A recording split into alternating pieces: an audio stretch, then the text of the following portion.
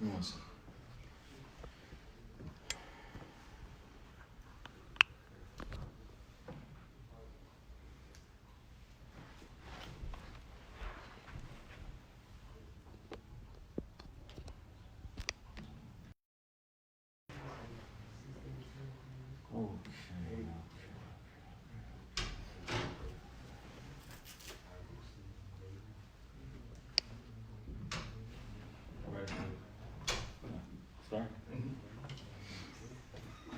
الحمد لله نحمده ونستعينه ونستغفره ونعوذ بالله من شرور أنفسنا وسيئات أعمالنا من يهده الله فلا مضل له ومن يضلل فلا هادي له وأشهد أن لا إله إلا الله وحده لا شريك له وأشهد أن محمدا عبده ورسوله صلى الله عليه وعلى آله وصحبه وسلم تسليما كثيرا إلى يوم الدين أما بعد. Today بإذن الله تعالى, which is the 7th of April, corresponding to what day in Sha'ban? 13th of Sha'ban, 1441, which means we're 16 or 17 days away from Ramadan, subhanAllah. We're going to start the book of fasting, Kitab as-Siyam, from a very important book of fiqh called Manhaj-us-Salikin.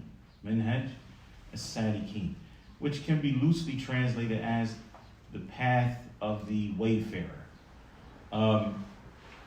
This is a book of fiqh that was written by Imam Abdurrahman bin Nasir as-Sa'di, rahimahullah ta'ala, who is well known for his tafsir. His tafsir has actually been translated into English in totality, 10 volumes if I'm not mistaken. And that's what he's known for, but he was mutafennin, which means that he was well versed in many different fields of the Islamic sciences. He's also probably most known for his famous student. Does anybody know who his famous student is? Shaykh Mohammed Hijab, rahimahullah ta'ala. Rahman bin Nasir as-Sa'di, rahimahullah, died in the year 1373 after Hijrah, which I think was 1954. He wrote this particular book, Manhaj-us-Salikin, 10 years before he died. And he wrote it for actually young people and beginning students of knowledge. So it's a book that's accessible. It is a book that is built on the hanbali madhab. And most books of fiqh are written on a particular madhab. And that's because for people who are just starting out learning, it's important for them to follow a consistent pattern of thought. And so when we talk about a madhab, does anybody know what a madhab is? What is a madhab? Okay, we say school of thought, but if we go a little deeper, that's just something that somebody told you was the translation of madhab. Yes? It's, each scholar has their own way of deduction, so you basically following their views drawn from their specific way of deduction. Right, so you're looking at interpretive measures, right? So different scholars develop different approaches to how to interpret the evidence. They all agree that this is evidence. Quran is evidence. Sunnah is evidence. How exactly do I understand or deduce rulings from that evidence? The human mind doesn't process everything the same way. Even during the time of the Prophet ﷺ, when he told the companions, don't pray asr until you get to such and such a place, some of them understood it one way, others times. And even I don't know if we're going to deal with it today or not, but you may look at evidence sometimes, and one scholar comes up with one way of interpreting it, and they built a school on that interpretation. So we put this first, that second. If there's what we deem to be some type of contradiction, then this is how we prioritize the evidence and so forth. That's what a madhab is.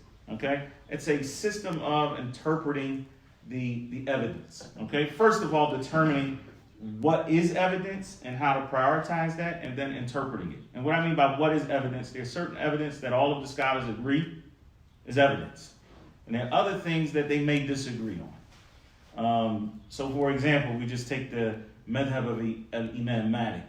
What was one of the things that made his madhab different from all of the other madhabs? He used the people of Medina, Well, not just the people of Medina. the scholars. Not just the scholars. What does that mean? Yeah. He used the statements and practices of the people of Medina who were most learned.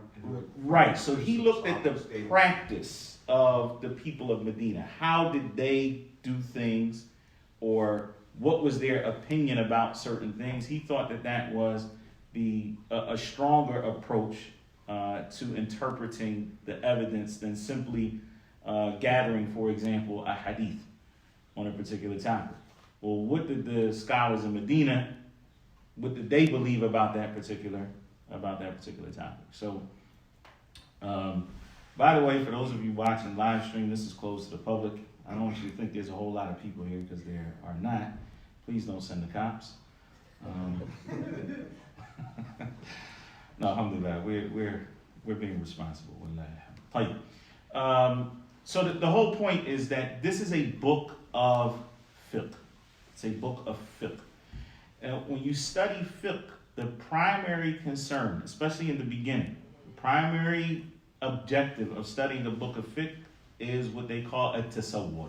So in other words, you want to conceptualize the issue, which is different from when you're studying hadith. Like last year we did Kitab al-Siyam, Shaykh Hanif and I, we did Kitab al-Siyam from Sahih Bukhari. Well, there we're going straight to the evidence, and then we're trying to do what? Extract rulings from the evidence. With a book of fiqh, they're giving you the ruling first. And you have to go back and figure out, well, what evidence did they use most of the time?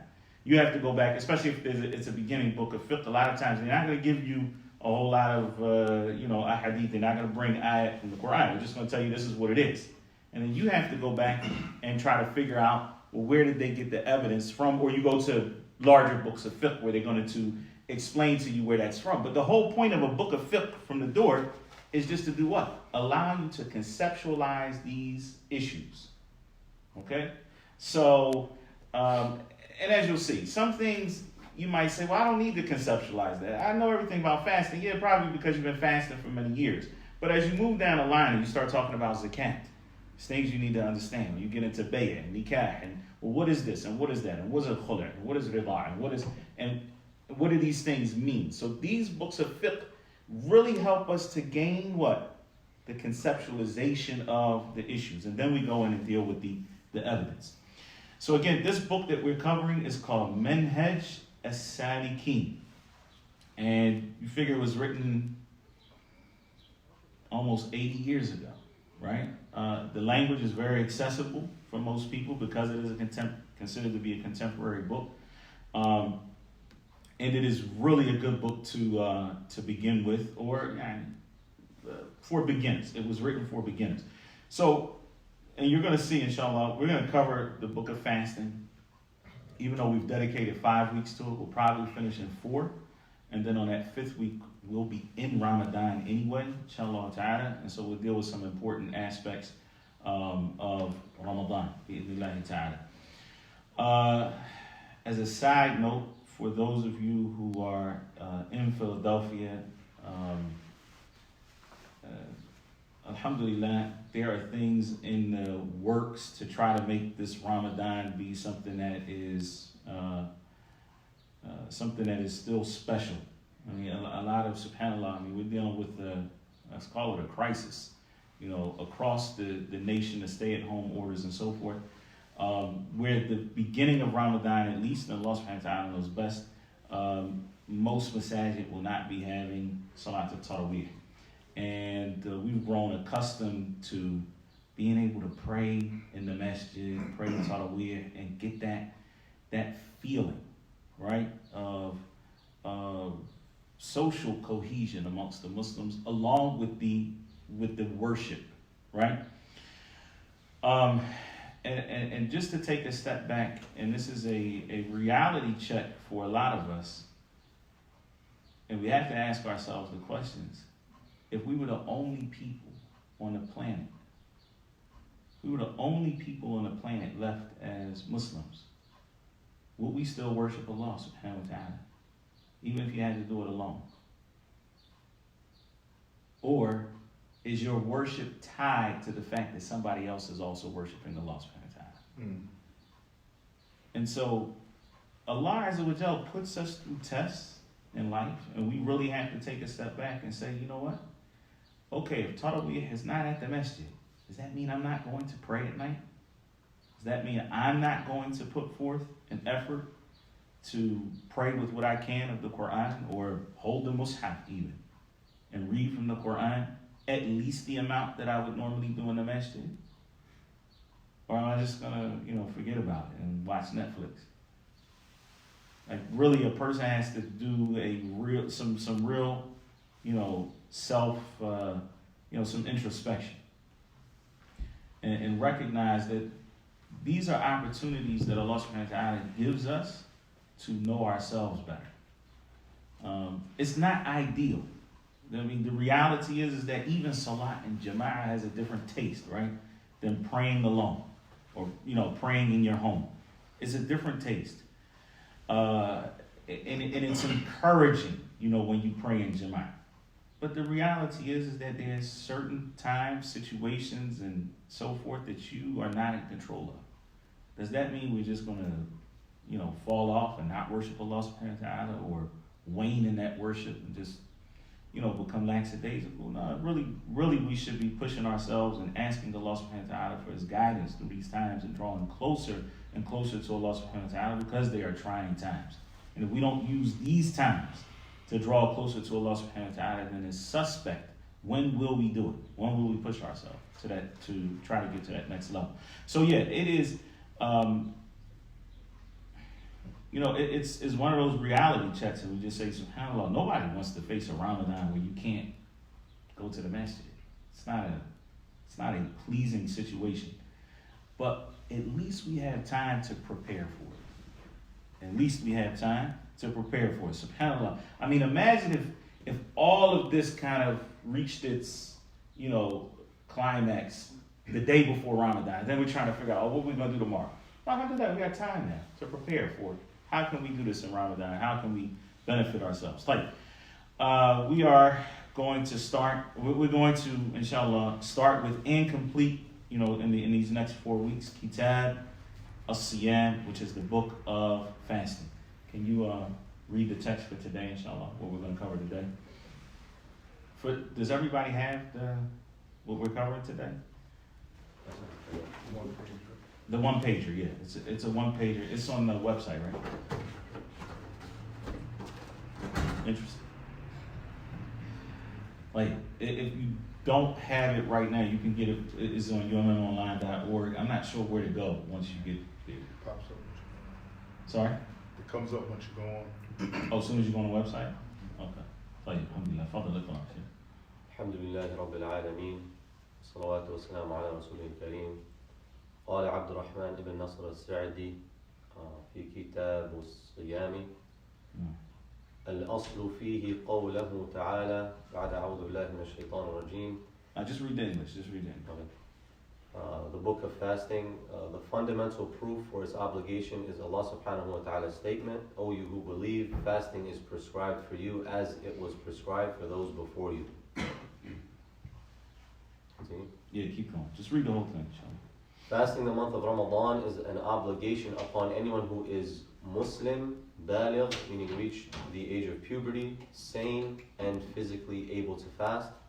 Ramadan begins with the sighting of its new moon, hilal, or after Sha'ban completes 30 days. The Prophet Muhammad said, when you see the new moon, begin fasting, and when you see it again, then stop. If it is cloudy, then measure it. In another wording, measure it as in 30 days, collected by Muslim. And in another wording, complete Sha'ban as 30 days, collected by Bukhari. Fasting begins with the new moon, when the new moon is sighted by one just adil, witness. For other months, there must be 2 witnesses. The intention for an obligatory fast must be made during the night preceding the fast, for voluntary fasts, the intention may be made during the day. Okay, so we're going to cover this material right now, bi'idhnillahi ta'ala. The first thing that the author says is the book of fasting. And what we need to do is cover the definition of fasting, because the author actually did not give us a definition of fasting.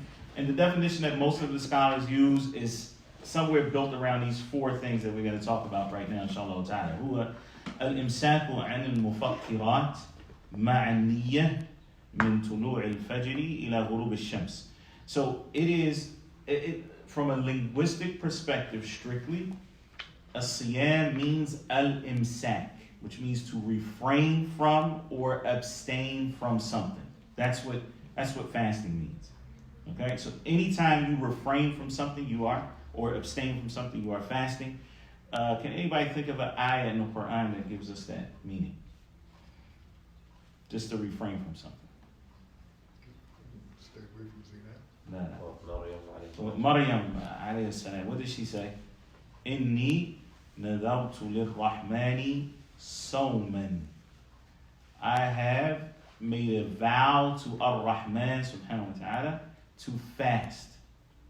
Does that mean she wasn't going to eat that day? فَلَنْ أُكَلِّمَ الْيَوْمَ إِنْسِيًّا. So I'm not going to talk to anyone today. Not going to talk. So she is doing what? Refraining from talking. So it's called sawm, because she refrained. Siyam, sawm, al-imsak. From a Shari'i perspective, or we look at it from an Islamic perspective, then fasting is to refrain from what they call al-mufattirat or mufsidat as-siyam. Those things which would nullify the fast, which we'll talk about next week or the week after. No, probably next week, inshallah ta'ala. But we already know we're talking about food and drink and sexual intercourse, and then there are a few other things that are added on to that. All right? So it is to refrain from specific things, okay? Ma'aniyah, with intention. Okay? From dawn until sunset. So we're talking about from Fajr, right? And we're talking about Al-Fajr al-Thani, because there's two Fajrs, right? There's what is known as Al-Fajr al-Kadib. That is the one that is prior to, so like in the Muslim world, you know, they call it adhan twice, right?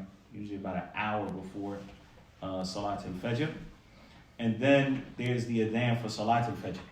So that's what is known as Al-Fajr al-Thani. That is Al-Fajr al-Sadiq, also they call it. And it is what we know as the time for Salat al-Fajr when it enters. So that time from dawn until sunset, a person has to refrain from specific things. So we mentioned four things here. Who noticed them? In the definition of fasting, for it to be a fast, for it to be considered a fast Islamically. The intention. Before that, yeah. Go ahead. To refrain. To refrain. Imsak. To refrain from. To refrain from what? Specific things. Meaning that if you don't refrain from those specific things, then you will not be considered to be fasting. Okay? Ma'aniyah, with intention. If a person, for example, let's just deal with food and drink right now. So if a person does not drink anything or eat anything for the entire day, but they did it because the doctor told them to, right? Then is that considered to be a fast Islamically? No. No. Right. That's not a fast that's rewarded by Allah subhanahu wa ta'ala. If a person did it because they were doing an intermittent fasting, but they did it the same way we do it. So most people, if they're going to do an intermittent fast, it's going to be from what time? Like 8 o'clock at night, for example, until noon the next day, right? But let's just say they switched it up. And they did it from Fajr till Maghrib, 4 in the morning until 8 at night, for example. That's how they got their 16 hours in. And they had no intention of doing it. It's not for Allah subhanahu wa ta'ala. They're doing it because that's how they do intermittent fasting. And they say, you know what, I'm not even going to drink any water, because usually that's a part of it. And they say, khalas, does that count as fasting? No, it doesn't count as fasting from an Islamic perspective because it doesn't have the niyyah. All right? So there has to be a refraining from specific things with the niyyah, and it has to cover that entire time from dawn until Maghrib.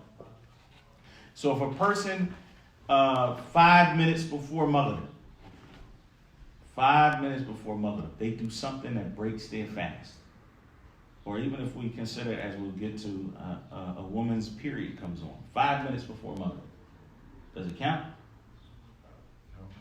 That entire day becomes a day of not fasting because something happened that broke the fast before the time of Maghrib. Understand? So it has to complete that entire time. These are the 4 things that we're looking for. So you're refraining from specific things with a niyyah for a specific amount of time, which is from Fajr until Maghrib. Tahir. Now, just looking at the time. As we're going to cover, inshallah ta'ala, the fasting of Ramadan is an obligatory fast in Islam, and it was made obligatory in the 2nd year after the Hijrah by the consensus of the scholars. So prior to that, fasting the month of Ramadan was not an obligation. Now, the benefit of fasting is something, I guess we can talk about that when we get here. So read the after Kitab Siyam. Read that part again where it says, Wal aslu fi. Yeah. The fundamental proof for its obligation is Allah subhanahu wa ta'ala's statement, O you who believe, fasting is prescribed for you just as it was prescribed for those who came before you, in order that you may gain taqwa. Okay, so the author actually didn't mention in order that you may gain taqwa. He says al-ayat. When you read that in Arabic, when the author says al-ayat, and they're saying in the following verses. And so the only passage in the Quran that actually deals with the fasting of the month of Ramadan, it's not the only time where Allah subhanahu wa ta'ala praises people who fast. He says, وَالصَّائِمِينَ وَالصَّائِمَاتِ, for example, in other places in the Quran. But the only passage that deals with the month of Ramadan are these ayat in Surah Al-Baqarah. So from the 183rd ayat in Surah Al-Baqarah until the 187th ayat of Surah Al-Baqarah. Those 5 ayats are the only place in the Quran where Allah subhanahu wa ta'ala specifically deals with the fast of Ramadan. Now the author in this particular ayah, or in mentioning this particular ayah, Ya ayyuhalladhina amanu kutiba alaykumus siyam, he's mentioning this ayah because this ayah establishes the obligation of fasting. And it also establishes the reason why Allah subhanahu wa ta'ala obligated the fast, which is لَعَلَّكُمْ تَتَّقُونَ, so that you attain taqwa. Now, what is taqwa? You just took this in tafsir of Surah Al-Baqarah. What is taqwa? You see how it all ties in. You want Shaykh Hanif's definition? No, I want Talq ibn Habib's definition, not Shaykh Hanif's definition. Because he didn't get Shaykh Hanif Majah min Rasul. Yeah. He said it includes that the person stays away from what Allah subhanahu wa ta'ala told him to stay away from because of his fear of the adab, and to do what Allah subhanahu wa ta'ala commanded because of his love of Allah subhanahu wa ta'ala, seeking his reward and his pleasure, all through a guidance of Allah. So, ala nurin min Allah, from with light from Allah subhanahu wa ta'ala. Now, let's go a little deeper. Allah subhanahu wa ta'ala commands us to have taqwa. Correct? Ya ayyuhalladhina amanu taqullah haqqa tuqatih. You hear it every khutbah. Ya ayyuhalladhina amanu taqullah wa qulu qawlan sadida. Allah Azza wa Jalla is commanding us to have taqwa. Right? And Allah Azza wa Jalla is showing us the path to taqwa. He's not just commanding you to have taqwa and then he just leaves you out there. I'm not telling you how to get taqwa. I'm just going to tell you that you need to have it. No, he clarifies for us the path or the pathways towards taqwa. And one of those paths towards taqwa is a soul. Okay? This is why Allah Azza wa Jal made fasting an obligation so that we get taqwa. But this is every act of ibadah. Every act of ibadah, especially when we talk about the major ritual acts in Islam, they all lead to taqwa. طيب, any of you memorize Surah Al-Baqarah? The ayat that deal with Hajj. الحج أشهر معلومات فمن فرض فيهن الحج فلا رفث ولا فسوق ولا جدال في الحج. What's after that? وتزودوا فإن خير الزاد التقوى. Letting us know some provisions with you. And the best of those provisions is what? Is at-taqwa.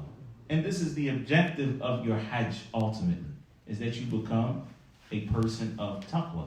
Likewise, fasting is one of the paths that leads towards taqwa. Now, if we look at it, subhanAllah, and this is why it's very important that we go a little deeper when we look at what this fast is really supposed to mean.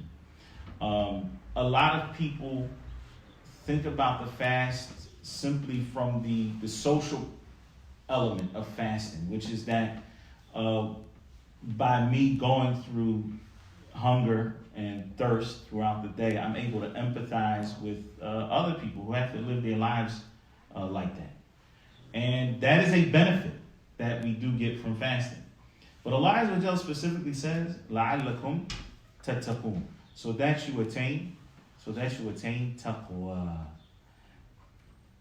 What we get from that is that ultimately the objective of our fast is so that we get to the point where we what? Where we worship Allah ala nurin min Allah, with light from Allah subhanahu wa ta'ala, hoping for His reward, and where we refrain from what He has prohibited, fearing His punishment, with light from Allah subhanahu wa ta'ala. We refrain because we know what we are supposed to refrain from. Now, how does fasting help us with that? Because taqwa fil ghalib, and you know, a lot of times people translate taqwa as what? Fear of Allah, right?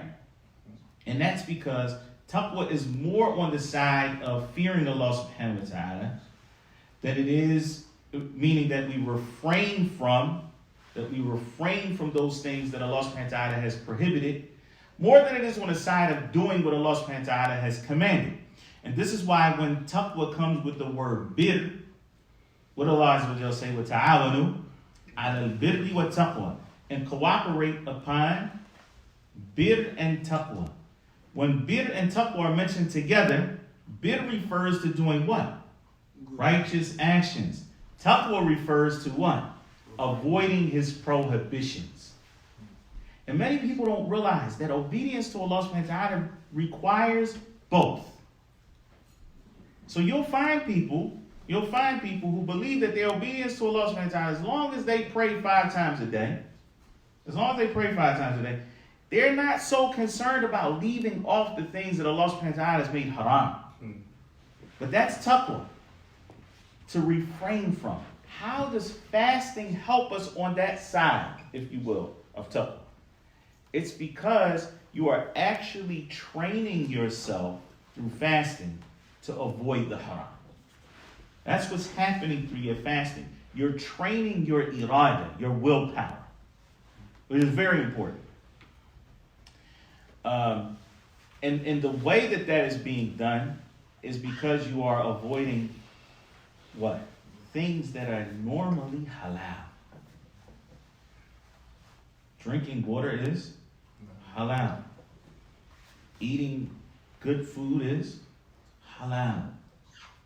Enjoying your relationship with your spouse, halal. These things are normally halal. Not only are they normally halal, they're things that you naturally crave. And that if you don't crave them, then there actually is seen to be something wrong. If you are dehydrated, but you don't even feel like you want to drink anything, that's an illness. Something is wrong with you. So by now staying away from those things that are halal, that you naturally desire, you're building up the willpower to do what? Stay away from the things that Allah subhanahu wa ta'ala has made haram. None of which you should be naturally desiring in the first place. You see? So you see how there's that direct relationship between fasting and at taqwa. And a whole lot more can be said about fasting, but subhanAllah, from the benefits of fasting, our Prophet ﷺ says, as-sawmu junnah. Fasting is a shield. Fasting is a shield. And a shield does what, people? Protection. So fasting is a protection from immorality, from indecent behavior in this life. It's a protection from the fire in the next life. The sawmu junnah. Fasting is a shield. The problem is that many people do not protect their fast from the things that diminish the reward of the fast. And so now what happens is it's like you have a shield, but your shield has holes in it. Because you haven't protected your fast. And so that shield, it does some benefit, but it's not foolproof. You may not even feel that comfortable with it because of the holes in it. And so it's very important that we guard our fast from anything that is going to diminish the reward of the fast, as we'll cover inshallah ta'ala throughout the coming weeks. So here, it's important to go back and look at the ayat that the author mentioned, which are 183 through 187 in Surah Al-Baqarah. If you have tafsir of Ibn Kathir, the Mukhtasar, which is translated into English, the summarized version, and also there's tafsir al-Sa'di, go back and read them and look, because what you'll see is in these ayat, Allah subhanahu wa ta'ala has clarified the objective of fasting. He clarifies for us the month in which we have to fast, because that it's an obligation. He clarifies who has to fast. He also mentioned who doesn't have to fast. And if they don't fast, what is their obligation as a substitute for them not fasting? He mentions, subhanahu wa ta'ala, when the fast begins and ends daily. In which ayah? In the last one, in 187, right? Allah subhanahu wa ta'ala also mentions some of the things that we have to abstain from while fasting. And in these ayat, which is special, Allah subhanahu wa ta'ala talks about the virtue of the Quran and reciting the Quran.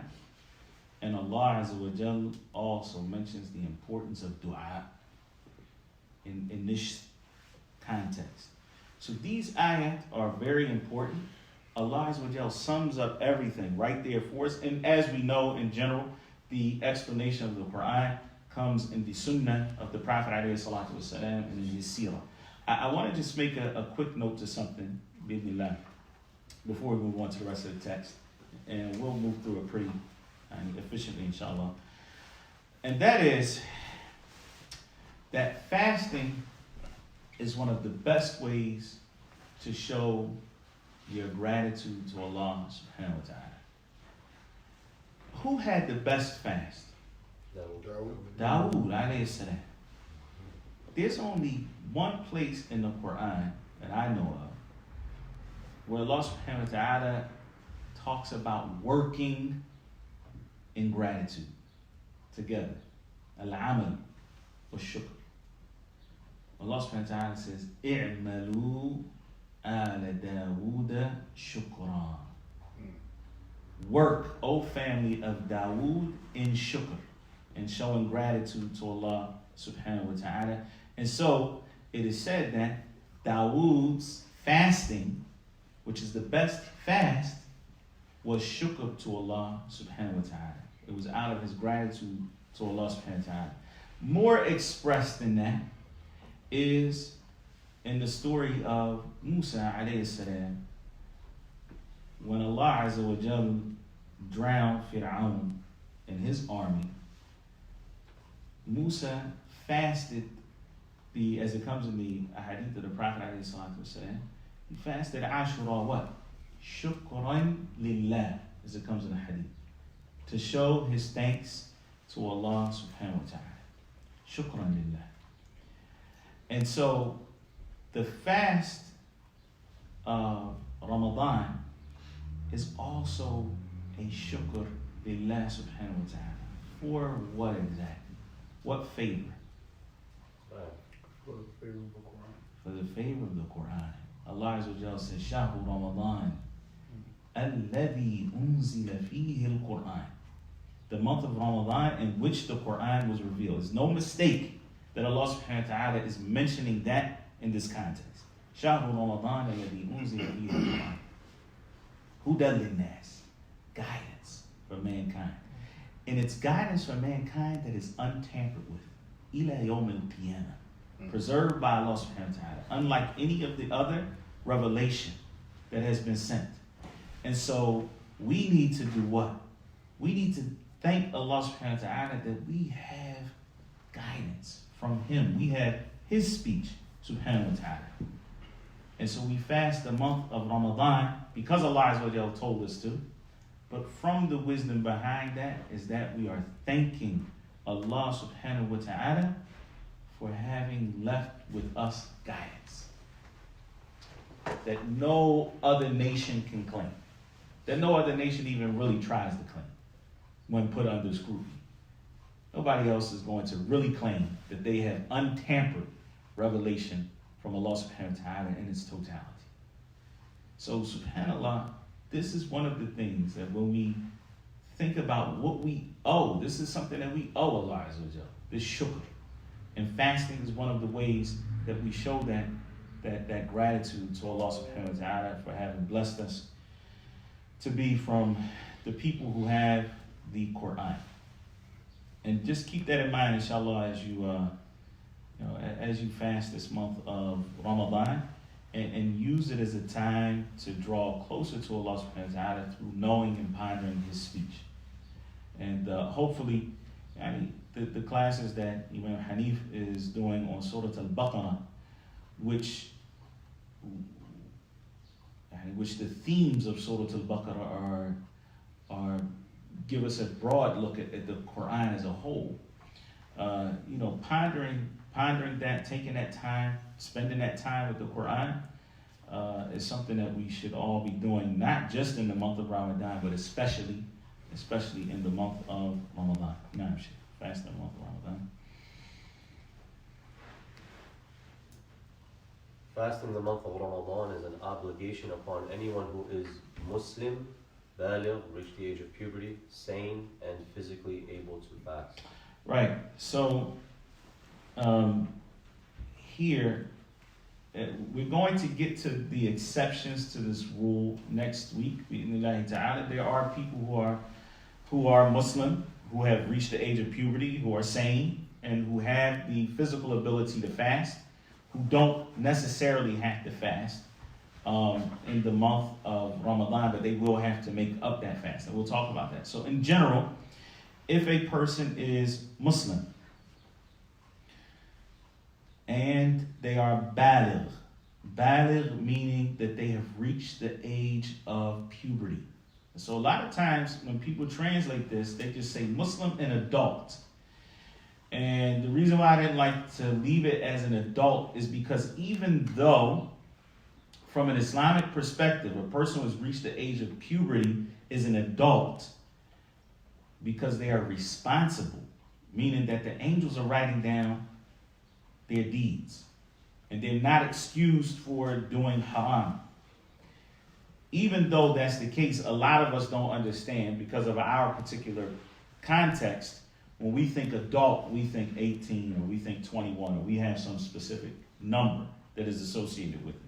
And so the reality is, and this is a gut check for a lot of parents. Once your child reaches the age of puberty, that they are Islamically responsible. they're accountable in front of Allah subhanahu wa ta'ala. Even if that happens at the age of 10 or 11 or 12 or 13. So to wait to start training your children to be practitioners of Islam is doing a disservice to them. So this is why it's important, though they are not obligated to fast until they hit puberty, they're not obligated to pray until they hit puberty, they still should be doing so before they hit puberty. And this is why the Prophet ﷺ has told us to encourage your children to pray at 7. So the reality is that this is where the encouragement comes. And again, there shouldn't be any punishment at 7. Encouragement. And even when they're young, if they're young enough to, some children, subhanAllah, just because they're in the house and everybody else is fasting, they want to fast. Even though they're only 6 years old. They say, I want to fast too. Okay, let them try it out. It's difficult for them the first day, second day, first week, second week. Maybe that entire year because it's the summertime. 17 hours, for example. 16 hours, and it's hot, and they're young. But as the time goes, then you'll find them, and so you may even set certain times for them. So let them fast from Dhuhr until Maghrib. Let the ending be Maghrib, so that they can break fast with everybody. It feels so good. And you'll see that some children, they'll find it difficult even from Asr till Maghrib. Just because they can't. It's not even, normally they don't even eat at that time. But just because they can't eat, it's like, oh my God, when is the time? Okay. So, but it's good for them. It's good for, you know why? Because they start to feel like they've accomplished something. They fasted for a whole 2.5 hours. Allahu Akbar. Right? For them, it felt like 2.5 days. And they didn't even do anything. Alhamdulillah, I'm going to tell you. Then they get to break fast with the family. It feels so good. The next day, you add a little time, or the next week. But let them get used to that feeling of accomplishment. And then they see that, subhanAllah, you're encouraging them. They're encouraged just by the iftar. The sa'imi farhatan, Prophet ﷺ said. The fasting person has 2 times of enjoyment, right? One when they break the fast and one when they meet Allah subhanahu wa ta'ala. So that encouragement, but not punishment. Not punishment. Because that is not legislated until later on, right? Even the Prophet ﷺ didn't talk about any form of discipline until they were 10. So what? They've been practicing praying in the context of prayer, right? They've been practicing, or should have been practicing, praying for 3 years. 3 years at 5 times a day. And then he's still not getting it right. Okay, at that point, that's when you start to look at forms of punishment. But until then, it's all encouragement. So it's very important, that we look at that. So we have Muslim, which means that somebody that is not Muslim is not required to fast. Which is, I don't want to take a long time on this particular topic, but for us, people who live in the West, this has implications, and it's important to understand. So if you are a Muslim restaurant owner, for example, and somebody comes in, you keep your store open in Ramadan, or the question might come, can I keep my store open in Ramadan? Somebody comes in, they're obviously not Muslim. You're serving them food. You know they're going to eat it right then. Are you helping them sin? La.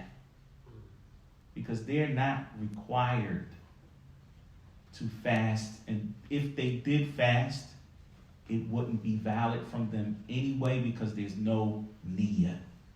They can't possibly have a niyyah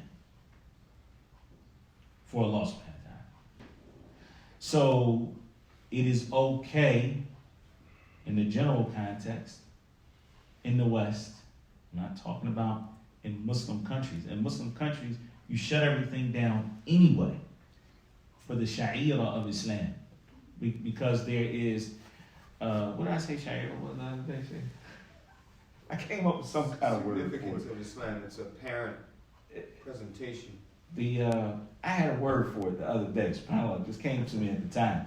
I know people use the word symbol, but I don't think that really. It's those things which distinguish Islam, right?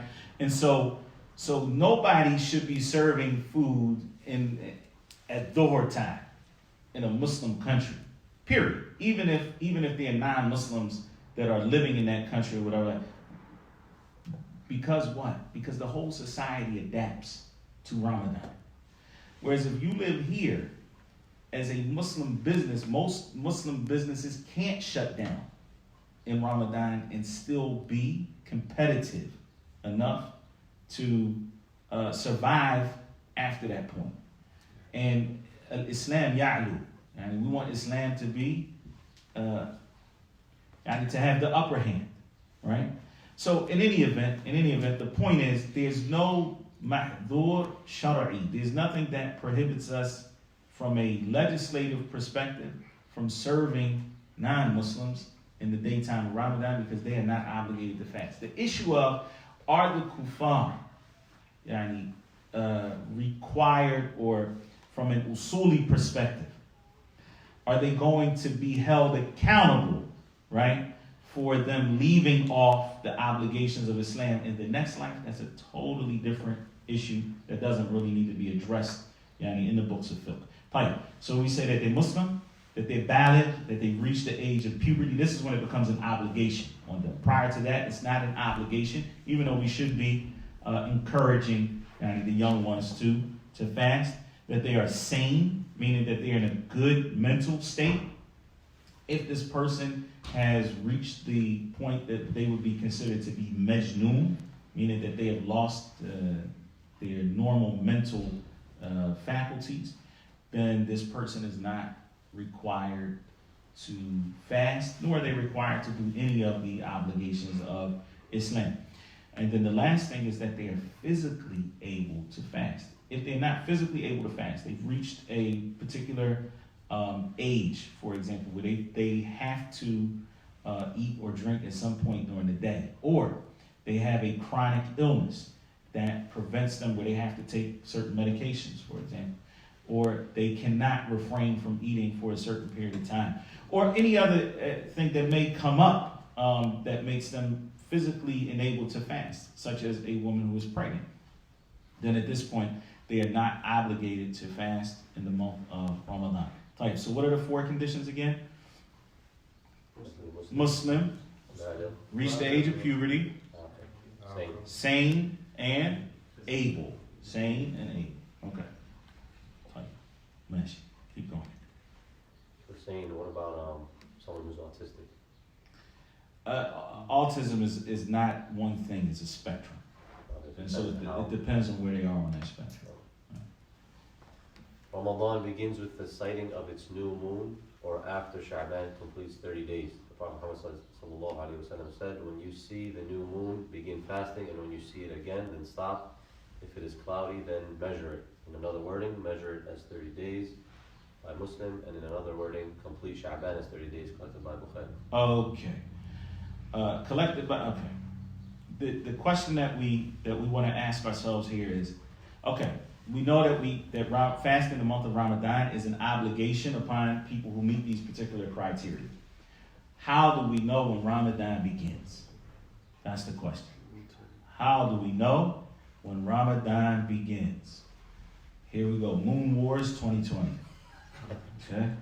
How do we know when Ramadan begins? One of two ways. The first way is that the hilal is seen. It's number one.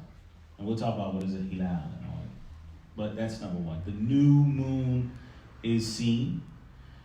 Number two, it's not seen. And so Sha'ban goes 30 days. On a lunar calendar, okay, a month is either 29 days or 30 days. There aren't any months that are 28 days, and there aren't any months that are 31 days. Every month is either 29 days or 30 days, okay, on a lunar calendar. Now, The author says Ramadan begins with the sighting of its new moon. Yani the new moon, the hilal of Ramadan, or after Sha'ban completes 30 days. This is because the Prophet ﷺ says, and there's several narrations. The bottom line is this: when you see the new moon, then start fasting. And when you see the new moon, yani of Shawwal, then stop fasting. What in some narrations, what in غُمِّيَ عَلَيْكُمْ or غُبِّيَ عَلَيْكُمْ, yani if there are atmospheric conditions that obscure or obstruct the view of the new moon, فَقْدُرُوا لَهُ, then calculate. Not calculate like the astronomical calculations, but calculate meaning make it go 30 days. Then count it as 30 days, as the other narrations clarify. All right. And again, I'm not going to get into the khilaf madhabi on this particular point, which is the difference between the madhabs on this. I want us to understand what is a hilal. What is a hilal? Okay? So, basically, if we, let's just, I know this is very, I'm drawing it. yeah, oh, you can draw on it? Yeah. But who's going to see it? I shall. I'll put it on it. No, we'll do it like this. Look. Consider this to be the earth. Okay? Everybody with me? This is the sun over here. All right? Tahir. If the moon is over here, what kind of moon is it? It's a full moon. It's a full moon. It's directly behind. It's a full moon. Why? Because the sun is going to do what? It's going to hit the moon, it's going to reflect off, and then you're going to see a full moon. Now it starts moving around like this. Okay. Boom. When it gets here, what do you see? Eclipse. Nothing. No, excuse me. You see nothing. You see nothing. I'm sorry. Okay? When it's exactly like this, you won't see anything. The minute it creeps around like this just a little bit, that's when you see. So this is when it's in conjunction, right? That's what they call it, conjunction. It goes a little bit after, then you're going to start to see it form that crescent, right? Which lasts for about 3 days, okay? So as soon as you begin to see it, that's called the birth of the new moon. That only happens in one time in the month. It only happens one time each month. So, as soon as it happens, really nobody can see it. Hours later, you can see it. All right? So, if it's seen in India, for example, and you start going west, then you should definitely be able to see it, for example, in Kuwait. Because Kuwait is west of India, provided that there's clear skies. But to the east, not necessarily. To the east, not necessarily. So they may have seen it in India, but that doesn't mean that they saw it in Indonesia, right? So as you're going west, you should definitely see it. So if they see it in Saudi Arabia, they should definitely see it in Morocco. They see it in Spain, we should definitely see it in the east coast of America. But if they see it in Hawaii, that doesn't mean that we necessarily could see it here on the east coast of Philadelphia. Yeah. All right. Now, so here's the thing.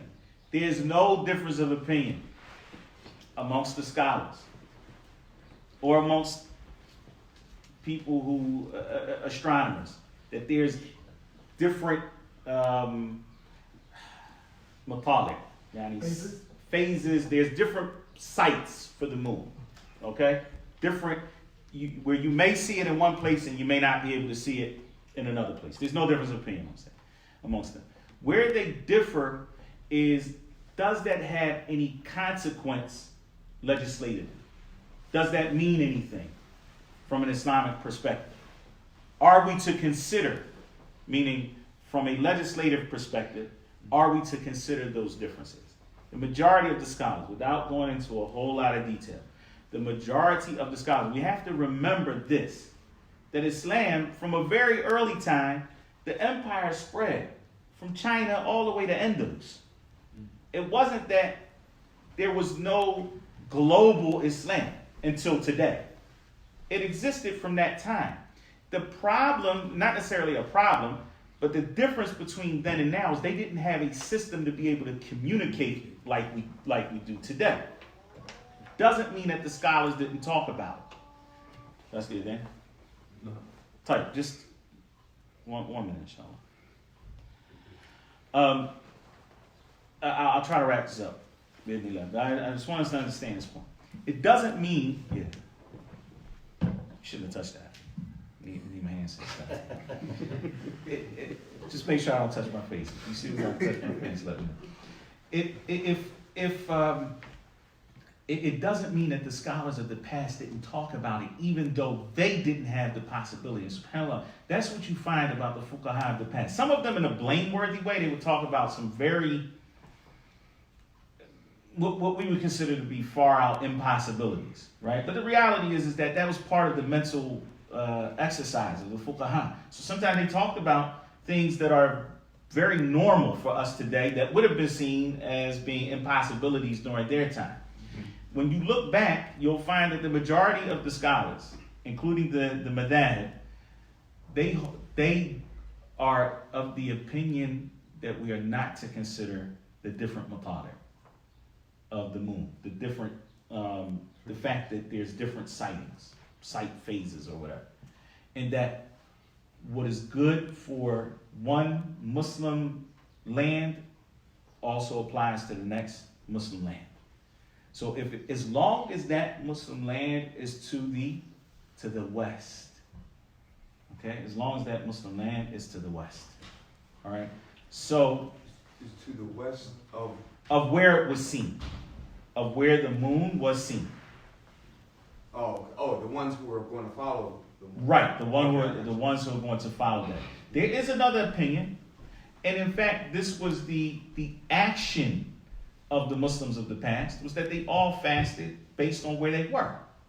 And that's because they didn't have there wasn't even the possibility of sharing that information. So if somebody was in Baghdad, how are they going to get that information to Al-Andalus?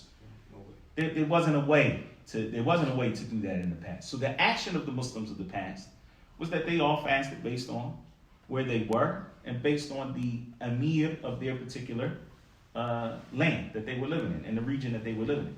But then we get into some major philosophical problems here. Because, for example, what's the difference between Morocco and Algeria? Except that somebody came and drew a line. It's al-Maghrib, both. It's all al-Maghrib al-Arabi. But again, the whole point is, so would it be possible today, if we say everybody fasts with their locale, what exactly is a locale? Because we can create some very interesting debate based off of, well, what is a locale? So Philadelphia, for example, if we claim to go with a local site, well, what exactly is our locale? Does the Bahamas count? Are we going to talk about time zone? Because if we talk about time zone, like, how do we determine what is local or not? Now, the point is, and again, this debate is an old debate. It's not going anywhere, and Allah subhanahu wa ta'ala knows best, because the opinions on it are valid opinions. They're backed by solid evidence. They're backed by practice across the board. The fact that the Muslims of the past differed over this particular issue most likely means that we're going to continue to differ over this particular issue. Does our differing need to lead to discord and dispute? And that's the question that we have to ask ourselves and really dig deep and say, is this something we should be fighting about? Man, it's okay if I want to convince you of my opinion, and especially when we talk about local leadership. But if we look at Philadelphia as a whole, the majority of the masajid in our locale go with what we call an international site. It's the majority of the masajid. And the Prophet ﷺ said, "As-sawm yawma tasumun wal-fitr yawma tuftirun." Fasting is the day that you all begin fasting, and al-fitr, yani Eid al-Fitr, is the day when you all break your fast. And let's not overcomplicate the issue. The majority of the Muslims here are going with an international sighting. Then let's go with an international sighting. If everybody gets convinced that we should go with a local sighting, and we figure out a way to do that in a manner that is satisfying to the leadership of the majority of the communities, then alhamdulillah, we'll go with a local sighting. None of the madhabs, however, none of the 4 madhabs have the opinion that you can go with the calculations. And that is a different issue altogether. I didn't catch everything I wanted to catch for today, but we reached our time limit. It's time for Salat al-Maghrib. So inshallah ta'ala, we'll stop there and we'll pick up next week. But again, we'll still be able to cover this material within our 4-week time frame, inshallah ta'ala. Wallahu a'lam, sallallahu alaihi wa sallam wa barak ala nabiyyina Muhammad, subhanaka Allahumma wa bihamdik, ashhadu an la ilaha illa anta, astaghfiruka wa atubu ilayk.